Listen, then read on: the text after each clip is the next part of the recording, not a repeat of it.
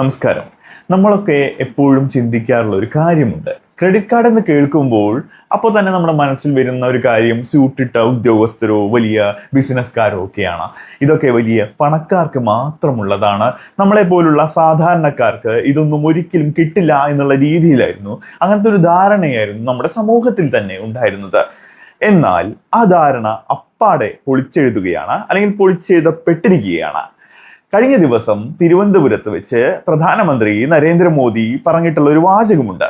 മുൻപ് credit card എന്നത് സമ്പന്നരുടെ മാത്രം അവകാശമായിരുന്നു, എന്നാൽ ഇന്നത് വഴിയോര കച്ചവടക്കാരുടെ കൈകളിലും എത്തിയിരിക്കുകയാണ്. അതെ, നിങ്ങൾ കേട്ടത് സത്യമാണ്.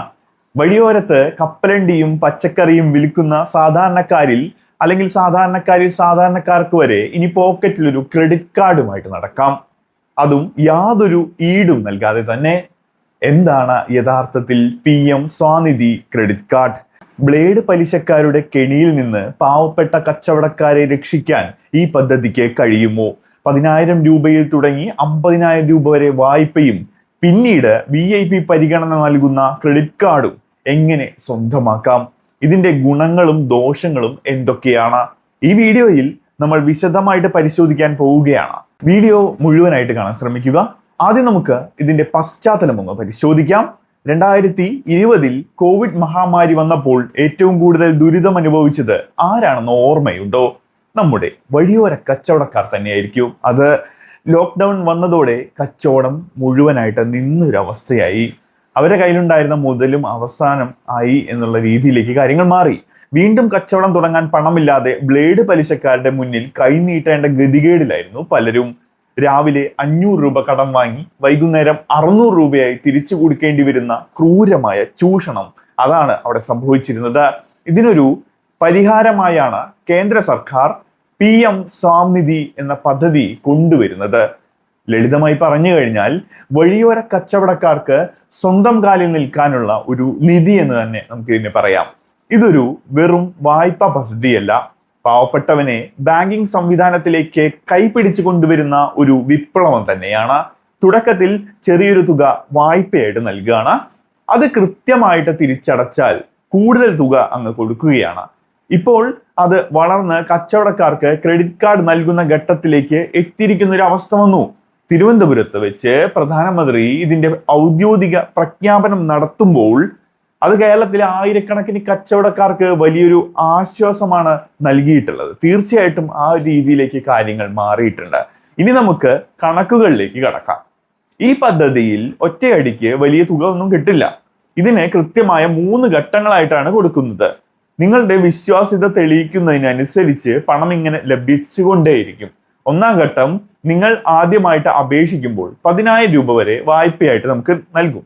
പുതിയ പരിഷ്കാരങ്ങൾ പ്രകാരം ചിലയിടങ്ങളിലൊക്കെ 15,000 രൂപ വരെ ആക്കിയിട്ടുണ്ട്. അപ്പൊ ആ ഒരു തുകയും നമുക്ക് ലഭിക്കാൻ സാധ്യതയുണ്ട്. ഇത് തിരിച്ചടയ്ക്കാൻ നിങ്ങൾക്ക് 12 മാസം, അതായത് 1 വർഷം സമയമുണ്ട്. ഇവിടെ നിങ്ങൾ ഒരു കാര്യം ശ്രദ്ധിക്കേണ്ടതുണ്ട്. ഇതിന് ജാമ്യമോ ഈടോ ആവശ്യമില്ല. ബാങ്കിൽ ചെന്ന് സ്വർണമോ ആധാരമോ വെക്കേണ്ട ആവശ്യവും ഇവിടെ വരുന്നില്ല. ഇനി 2-ാം ഘട്ടമാണ്. ആദ്യത്തെ 10,000 രൂപ നിങ്ങൾ കൃത്യമായിട്ട് തിരിച്ചടച്ചു കഴിഞ്ഞാൽ, അല്ലെങ്കിൽ കാലാവധിക്ക് മുമ്പേ അടച്ചു തീർത്താൽ ബാങ്ക് നിങ്ങളെ വിശ്വസിക്കും. ഉടൻ തന്നെ നിങ്ങൾക്ക് 20,000 രൂപ, അതായത് അപ്ഡേറ്റഡ് ആയിട്ട് 25,000 വരെ നമുക്ക് വായ്പയായിട്ട് ലഭിക്കും. ഇതിന്റെ തിരിച്ചടവ് കാലാവധി എന്ന് പറയുന്നത് 18 മാസമാണ്. 3-ാം ഘട്ടത്തിലേക്ക് നമുക്ക് കടക്കാം. 2ാമത്തെ വായ്പയും കൃത്യമായിട്ട് അടച്ചു തീർത്തു കഴിഞ്ഞാൽ 50,000 രൂപ വരെ നിങ്ങൾക്ക് വായ്പയായിട്ട് ലഭിക്കും.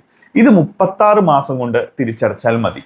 അപ്പൊ നമുക്ക് വെറും 10,000 രൂപയിൽ തുടങ്ങി 50,000 രൂപ വരെ ഒരു സെക്യൂരിറ്റിയും ഇല്ലാതെ ലഭിക്കുന്ന വേറെ ഏത് പദ്ധതിയാണ് നമ്മുടെ നാട്ടിലുള്ളത്?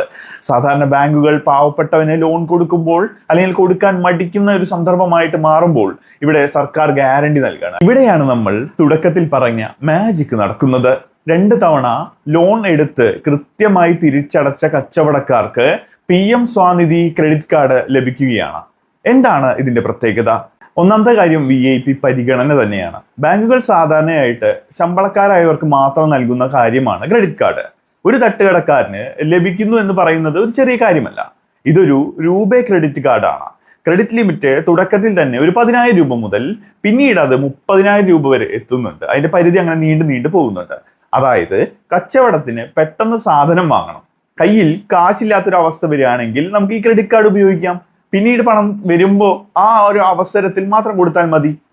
ഒപ്പം തന്നെ UPI ലിങ്കിങ്ങും ക്രെഡിറ്റ് കാർഡിന് പറ്റും. കാരണം ഗൂഗിൾ പേയുമായിട്ടോ ഫോൺ പേ ആയിട്ടോ ഒക്കെ ഇത് ലിങ്ക് ചെയ്യാൻ പറ്റും, രൂപേ കാർഡ് ആയതുകൊണ്ട് തന്നെ. സാധാരണ കടകളിൽ QR കോഡൊക്കെ നമ്മൾ സ്കാൻ ചെയ്ത് സാധനങ്ങൾ വാങ്ങുന്ന പോലെ തന്നെ ഇത് ഉപയോഗിക്കാൻ സാധിക്കും. ഒപ്പം തന്നെ ഇതിന് പലിശയില്ല, പലിശരഹിതമായിട്ടുള്ള ഒരു വായ്പയാണ്. ക്രെഡിറ്റ് കാർഡ് ഉപയോഗിച്ച് പണം ചെലവാക്കിയാൽ നിശ്ചിത ദിവസത്തേക്ക്, ഉദാഹരണത്തിന് 40 മുതൽ 50 ദിവസം വരെ പലിശയില്ലാതെ ഈ പണം നമുക്ക് ഉപയോഗിക്കാൻ സാധിക്കും. അതായത് കച്ചവടക്കാർക്ക് റോളിങ്ങിന് ഇത് വലിയ ഉപകാരം തന്നെയാണ്. തിരുവനന്തപുരത്ത് അവിടെ വെച്ച് തന്നെ പ്രധാനമന്ത്രി പറഞ്ഞ ഒരു കാര്യമുണ്ട്. ഇതൊരു കാർഡ് മാത്രമല്ല, കച്ചവടക്കാരുടെ അന്തസ്സിന്റെ അടയാളം എന്നാണ് അദ്ദേഹം പറഞ്ഞത്.